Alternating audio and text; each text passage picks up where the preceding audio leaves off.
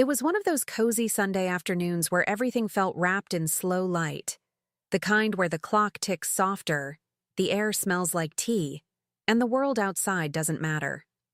I was curled up on the sofa, legs tucked under a blanket, watching Michael flip through TV channels like it was an Olympic sport. We'd been married for 12 years, and in moments like that, it almost felt easy, like muscle memory. Comfortable silence, familiar laughter, the illusion of calm. When my phone suddenly died mid-scroll, I sighed, a little annoyed but mostly lazy. "Perfect," I muttered. Michael, without looking up, handed me his phone with a smirk. "Here, use mine. Just don't delete my podcasts again." I rolled my eyes, smiling. "Relax. I'm just ordering dinner." It was nothing. Just another Sunday. Just another moment that was supposed to mean nothing. The glow of his screen lit my face as I tapped the delivery app. He hummed softly, pouring wine, humming some tune he probably didn't even like. And then it happened. That small, sharp buzz. A message flashed across the top of the screen. "Can't stop thinking about last night." 3 photos. My stomach dropped. My hand froze midair. The warmth in the room vanished, replaced by a cold I could feel behind my ribs. For a second, I told myself it was nothing. Spam, maybe. Some stupid scam. I wanted to believe that so badly it almost hurt. But my fingers trembled before my mind caught up, and I could feel my pulse pounding in my throat. I didn't even dare to look fully at the screen. Just a glance at the words was enough to make my skin tighten. Behind me, Michael was humming, pouring wine into glasses, completely oblivious to the storm brewing not 10 feet away. I stared at his phone like it might bite. The message bar faded, and my reflection stared back from the dark glass. Pale, wide-eyed, pretending not to know what she'd just seen. "It could be nothing," I whispered to myself. "Please, let it be nothing." I took a slow breath, forcing my face to stay still, my voice steady. He couldn't know. Not yet. I didn't even know what it was. I just knew something in the air had shifted, quietly, but permanently. Then it buzzed again. Another notification, this time a flash of color before disappearing. A woman in lingerie sitting on a bed, her smile sharp and deliberate. My heart stopped. My hand went numb. I blinked, and when I looked up, Michael was smiling at the TV, as if the universe hadn't just split open.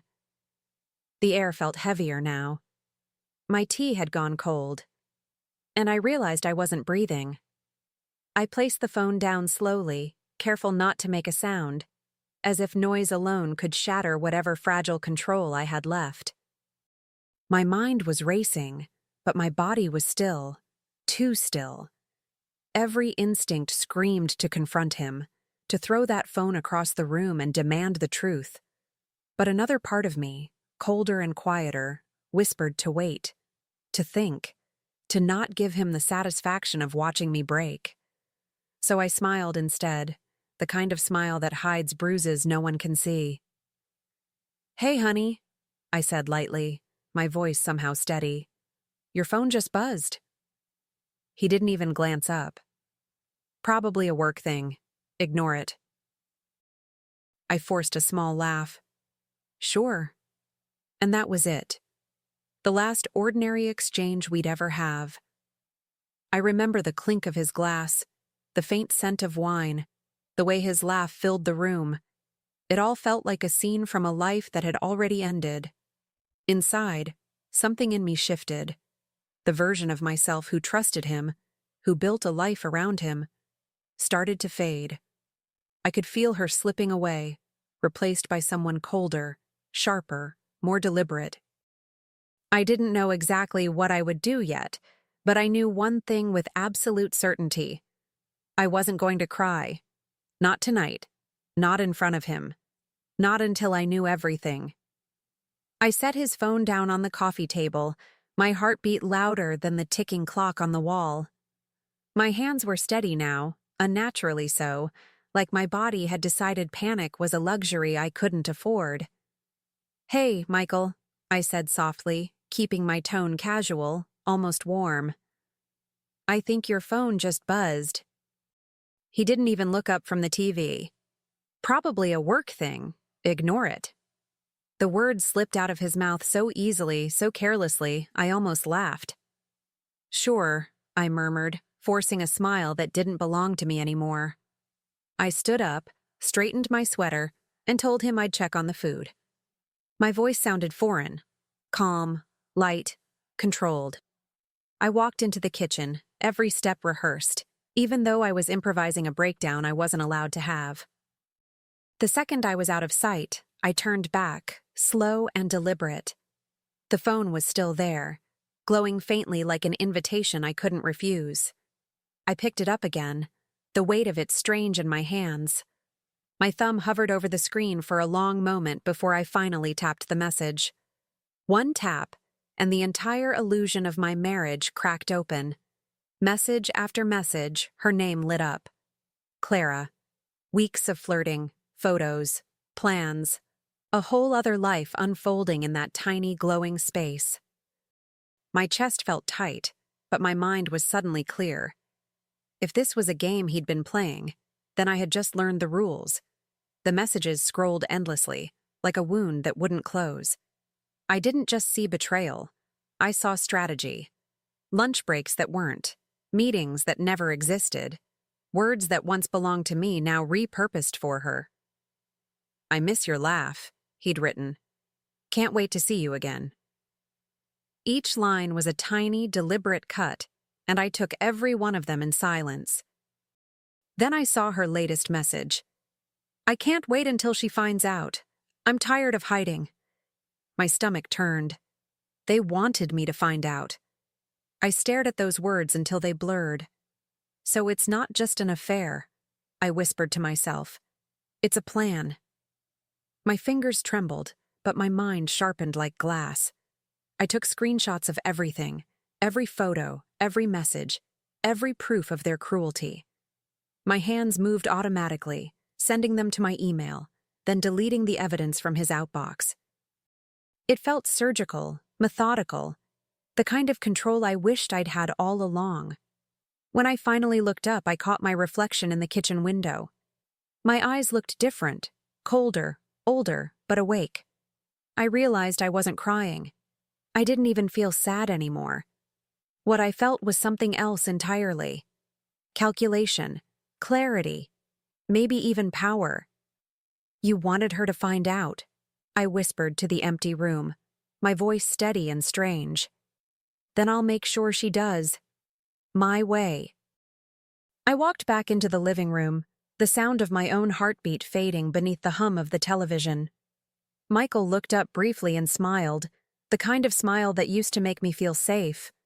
Now it only looked like camouflage. "Everything okay?" he asked casually, sipping his wine. I smiled back, that perfect practiced version of myself. "Yeah, just checking the food. Smells great." The lie slipped out effortlessly, and it terrified me how easy it had become. Inside, my thoughts were anything but calm. I replayed every memory, the missed calls, the late nights, the moments I'd dismissed as harmless. They stacked up in my mind like puzzle pieces finally snapping into place. For the first time, I saw my life from the outside, and it felt like watching a stranger's story unravel. I realized that the woman sitting across from him wasn't me anymore.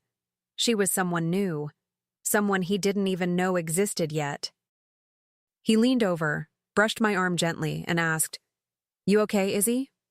I nodded, my lips curving into something almost tender. "I'm fine," I said softly. "Really." But I wasn't fine. I was focused.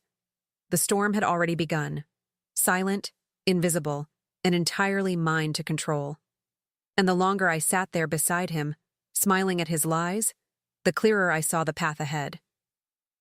The days that followed were a performance, and I played my part flawlessly.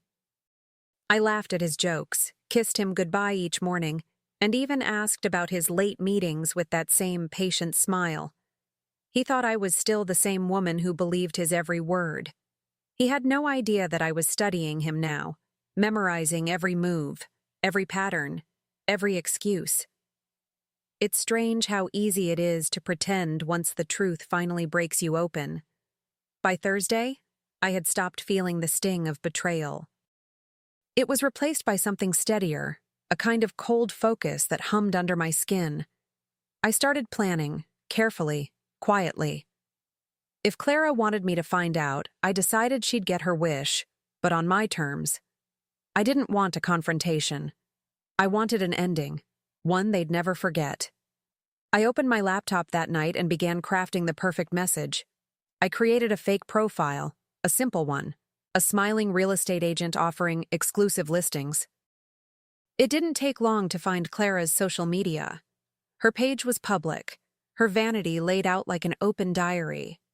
She liked expensive wine, weekend getaways, and taking selfies in mirrors that didn't belong to her. I almost pitied her. Almost. Then I typed the first message, my fingers calm and steady. "Hi, Clara. I hear you're looking for a new place for you and your boyfriend." She replied within minutes. Of course she did. "That's perfect," she wrote, adding a heart emoji like it was punctuation. "I'll bring him." I stared at those 3 words until they lost all meaning. I'll bring him. The audacity of it almost made me laugh. They were so sure of themselves, so careless, as if the world owed them secrecy. I typed back politely, professional and warm. "Great. Friday at 8 p.m. The penthouse suite. You'll love it." Then I hit send and leaned back, exhaling slowly. The trap was set. The next few days passed in an eerie calm. I cooked dinner, folded laundry, listened to him talk about his day like nothing had changed. Each word he spoke became background noise, a language I no longer needed to understand. He thought I was distracted, tired, maybe even grateful for our routine. And I let him think that. I let him believe every lie he told, because I needed him relaxed, unsuspecting. Friday couldn't come fast enough. That night, I stood in front of the bathroom mirror, brushing my hair, watching my own reflection with new eyes. I didn't look like a woman scorned. I looked composed, focused, unrecognizable, even to myself. Somewhere between heartbreak and resolve, I had found something stronger, a strange kind of peace. Not forgiveness, never that, but certainty. He wouldn't see it coming. Neither would she. Friday morning arrived with deceptive normalcy. The sun poured through the curtains soft and golden as Michael kissed me on the cheek before leaving for work. "Don't wait up tonight," he said. "It'll be a late one." I smiled, my lips brushing his jaw. "Of course," I replied sweetly. The words tasted strange. Too calm, too easy. When the door closed behind him, I stood in the silence for a long moment, letting it settle over me like armor. By noon, the penthouse was ready. I'd rented it under a false name, furnished it just enough to look lived in, champagne on ice, candles arranged carelessly, music cued but silent. I placed tiny cameras in the corners, their lights blinking faintly, invisible unless you knew where to look. The air smelled like fresh linen and quiet vengeance. Every detail mattered. Every move had to feel natural. This wasn't just revenge. It was theater. As the clock neared 8, my pulse quickened. Not from fear, but anticipation. I checked the cameras one last time, then slipped into the adjoining room, hidden behind the half-open door. I could hear the faint sound of the elevator, footsteps, laughter. Then her voice, light, excited, unbothered. "Wow, this place is amazing," she said. And his voice followed, familiar and sharp all at once. "I told you," he said, his tone dripping with charm. "You deserve something nice." My heart didn't race. It pulsed with purpose. From my spot in the shadows, I could see them through the reflection in the glass wall. Clara walked in first. her heels clicking against the marble, her perfume flooding the air like cheap sweetness trying too hard. Michael followed behind her, hands in his pockets, that familiar grin plastered on his face. It was strange seeing him like that, the man I used to love now performing for someone else, using lines that once belonged to me. I waited until they were comfortable. He poured her champagne. She giggled too loudly, leaning in close. I felt no jealousy, no heartbreak, just distance, a kind of detached clarity that made everything easier. I stepped out quietly, 2 glasses in my hands, my voice calm, steady. "Then I suppose," I said softly, "I deserve something too." They froze. Michael's glass slipped, hitting the floor, shattering into the silence between us. He spun around, his face draining of color. "Isabella, what the hell are you doing here?" Clara's hand flew to her mouth, her voice trembling. "Oh my God." I walked forward slowly, placing the glasses on the table. "You wanted her to find out, right?" I said, my tone almost kind. "I'm just making sure it's cinematic." Then I nodded toward the small, blinking light on the wall. The camera's red dot glowed like a heartbeat. "Congratulations," I whispered. "You're both on film." For a moment, no one breathed. The only sound was the faint fizz of champagne dying in their glasses. Clara looked at Michael as if waiting for him to fix it, to explain me away like a misunderstanding. But he couldn't. His mouth opened, closed, then opened again. No words came. Watching him stumble felt almost poetic. Years of manipulation, deceit, and confidence, all unraveling in the span of 10 seconds. I didn't shout. I didn't need to. Silence was louder than rage ever could be. Michael finally stepped toward me, palms up, like I was some fragile thing that might break. "Isabella, please, it's not what it looks like." I laughed, softly, genuinely amused. "Michael," I said, "it's exactly what it looks like. You don't get to rewrite this scene." Clara whispered something, her voice shaking. I turned to her, tilting my head slightly. "You should probably save your tears for your husband," I said. "He's getting the link too." Their faces changed in unison, shock, then fear. The kind that seeps in slowly, realization by realization. I wasn't there to negotiate or scream or cry. I was there to end it, cleanly, elegantly. Michael's voice cracked as he whispered, "You can't do this." I smiled faintly, my voice calm, deliberate. "Oh, I already did." Then I turned, walked to the door, and left them standing there, 2 ghosts in a room full of evidence. The hallway outside felt colder than the room I'd just left, but lighter somehow too, like I'd finally exhaled after holding my breath for years. I didn't rush.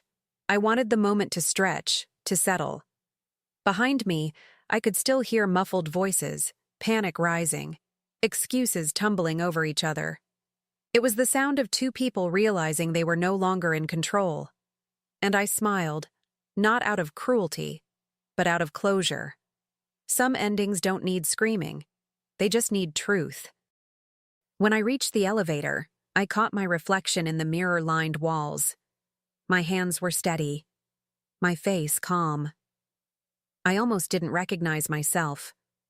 The woman staring back looked untouchable, untamed, and free. I pressed the button for the lobby, and as the door slid shut, I thought about all the nights I'd cried in silence, wondering what I'd done wrong. The answer was simple now. I'd trusted the wrong man. But tonight, that version of me died right along with his lies.